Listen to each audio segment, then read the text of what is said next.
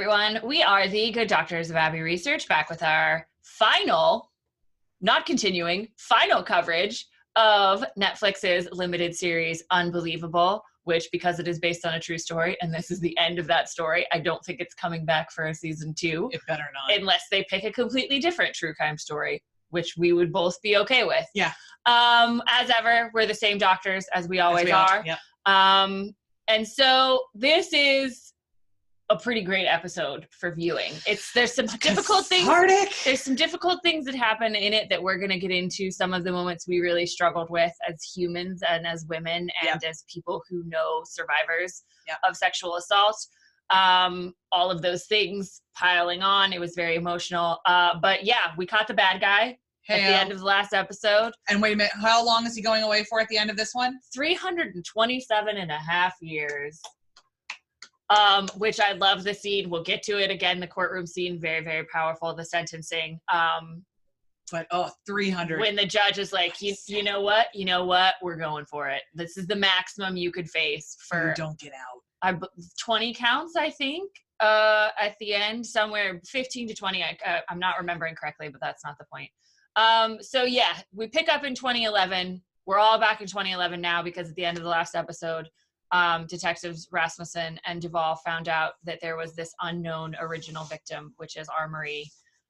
So we start out with Rasmussen calling Detective Parker in Linwood to tell him that they found more evidence about an unsolved case. And obviously, as we've all learned, these departments don't communicate. And he was like, oh, it wasn't unsolved. It was closed because she lied.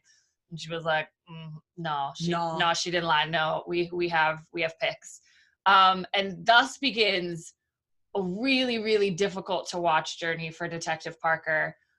We were really harsh on him in the beginning. It's real easy to be angry and outraged at when people do their jobs very badly and it costs people their safety and their security and their mental health. Like I think our rage was justified, but he's also a human being who made a mistake. Yep. And he appears to be a decent person who just believed the biases, believed the stereotypes and the falsehoods about women who report sexual assault, was not trained in trauma, was not trained in understanding how the human brain processes trauma, and had all of that stacked against him. Yep.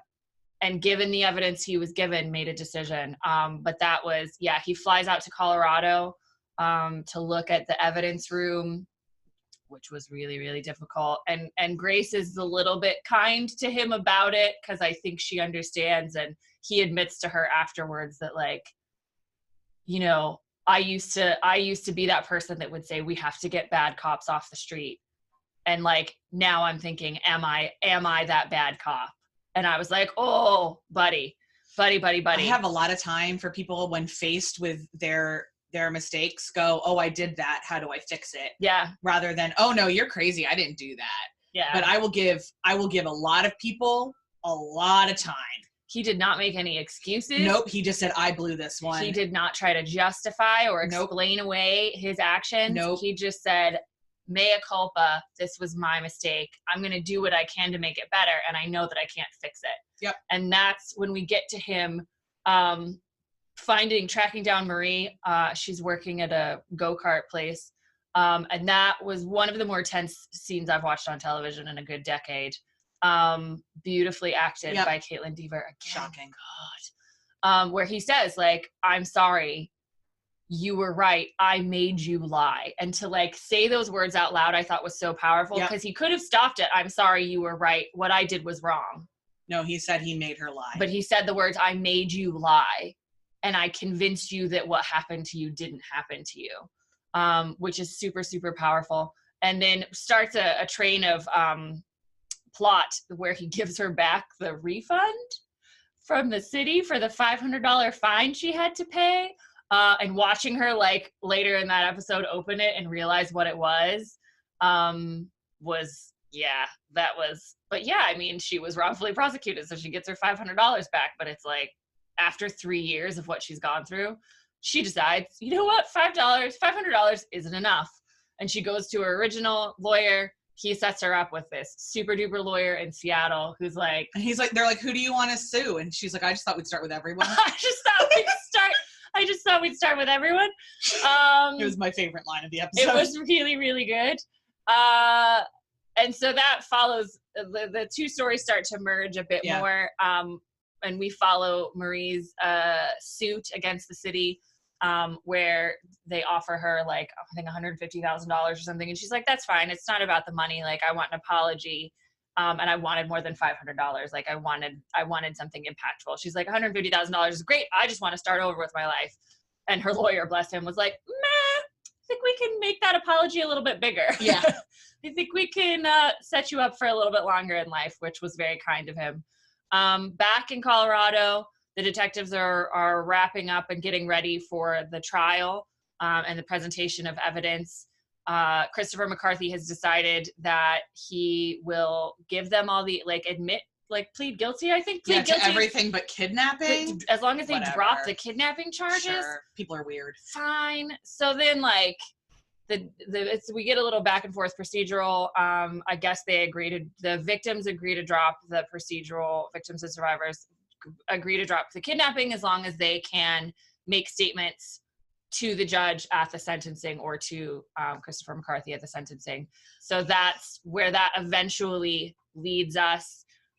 There's a couple things that I found really telling about the Christopher McCarthy thing is, first of all, that people that do this are egomaniacs. Mm-hmm. So he offers to be interviewed so that they can catch people like him faster. That is absolutely not why he offered to be interviewed. He wanted to show how smart he was. Yeah, how many he times honestly thought, he was never going to get caught. He was never going to get caught. He had it all done. Yeah. So he had to, because they caught him, he had to go back and prove to them that he was still really smart.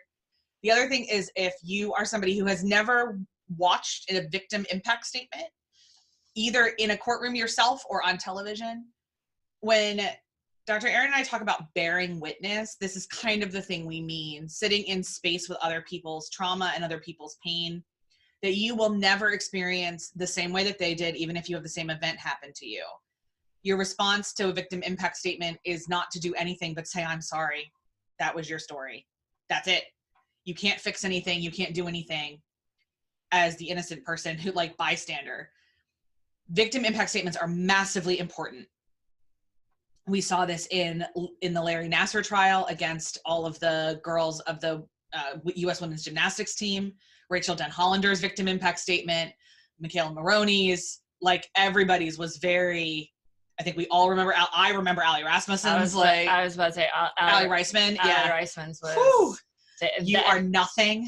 Whew. And it was days. The judge just let them come for days he actually filed at one point that he was like, it was making him uncomfortable. So could the judge make them stop? And the judge was like, no. That lady judge was amazing. So this also happened recently in the Harvey Weinstein trial, which the verdict came down that he was guilty a couple weeks ago as you're watching this.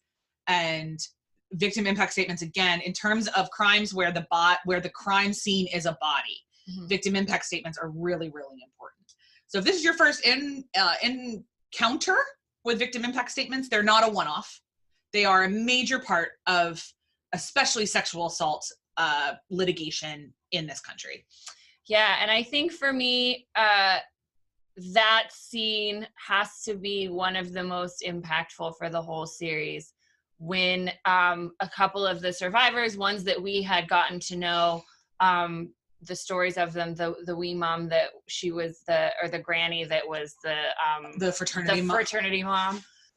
And like, it was so heartbreaking to hear how her life has been forever changed. And she looked at him and said, I just want to know why you chose me. What did I do wrong? What can I change? Because if you just told me what that was, I wouldn't do it anymore.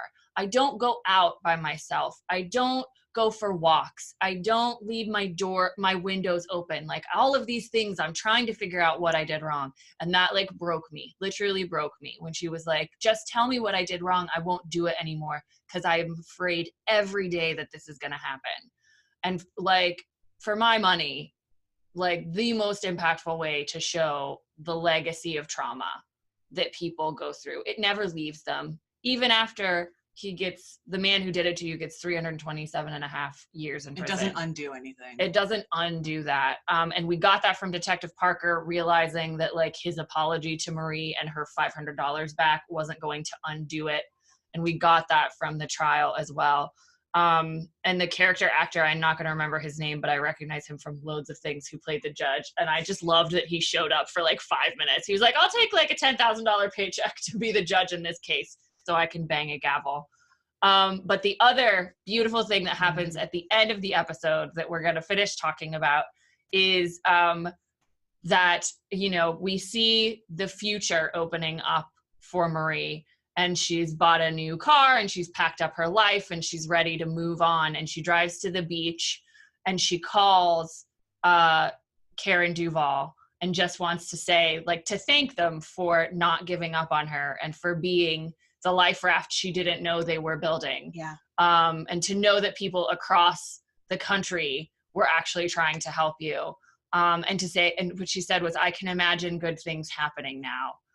And that conversation, the way Duvall handled it, obviously super, super well-trained in trauma and empathy, like counseling and social work kind of ways to talk to people. But that was, to see that beautiful kind of conclusion felt very similar to, like, you know, watching women's reactions and people who are, regardless of gender, victims of sexual assault, their reactions to Harvey Weinstein being convicted. It felt very cathartic. Because there's something about knowing a conviction, especially in modern parlance and American parlance, a conviction means that you're not crazy and it did happen. Like, a huge part of sexual assault, specifically as a crime, is the world kind of saying to you, it was your fault somehow, you did this. And so somebody getting convicted for that crime, first of all, acknowledges it as a crime. And second of all, justifies the life, not justifies, is commensurate with the life change that they've experienced. So, like, this person is now going away forever because the survivor's life is forever changed. And that equivalency is much more helpful than someone writing a check. Yeah. So I thought they handled the conclusion of this beautifully. The cinematography, we haven't necessarily really talked about the direction as much, but no, I mean, no piece of art like this is made without a whole lot of hands. And so the cinematography was beautiful. Whoever was in charge of the score did an incredible job of like tipping. I mean, like, yeah, piano, we got it. Like, you can calm down a couple times, but mostly it was really good at creating atmosphere without tipping the hand too much. The direction was stunning. Really, really loved, especially in this episode, the focus on close-ups and the face. They were really, really good all the way along with Marie's face and letting Caitlin do the work she needed to do with her face because she couldn't trust her body. Yeah. So it was, a stunning piece of art, an important piece of art. Yeah. And the reason, again, just to restate, which we did at the beginning, why we chose to cover it here at Abbey Research, we spend a lot of time talking about these issues as they occur in the workplace, but also as they occur anywhere in the world, because we are deeply concerned with issues around harassment and bias, gender related and non-gender related. And so we thought, why not keep this conversation going beyond just your Netflix queue and hopefully get a few more people to watch a story that does such a wonderful job of showing how complicated these issues are. And so very often we oversimplify them in the way that we do in the news stories or the way that we tell stories, in educating people. And like, this was just the whole cornucopia of experiences and traumas and ways to cope and ways to investigate all of these kinds of things that are happening to men and women and non-binary people all the time, every day. So we're going to move on from here. We're not doing another TV show next. No, we're going to keep in the same vein of hard sits. Depressing things you should be watching on your streaming services. We're going to do some really, some documentaries continuing about injustice. We're going to be, the first one I believe we're covering is 13th. The 13th is the first one. And then I don't know, remember the order. The Hunting Ground is next. We're doing the Hunting Ground and the one that's set in Africa. The devil. Yes. Sing the Devil Back to Hell. Sing the Devil Back to Hell. Yeah. So those are the next 3 up for our individual movie reviews and discussions. So if you need a happiness break, find some other things we've talked about on YouTube. Yeah. Could we direct your attention back to our video on Pride? We've got some great Pride videos. We've got some pretty decent Black History Month videos. Reviews of Dairy Girls are up there. Oh yeah, and if you need a happiness break, just go watch Dairy Girls and come back and we'll see you in a little bit. But we will see you guys whatever video you join us for next. Take care. Bye.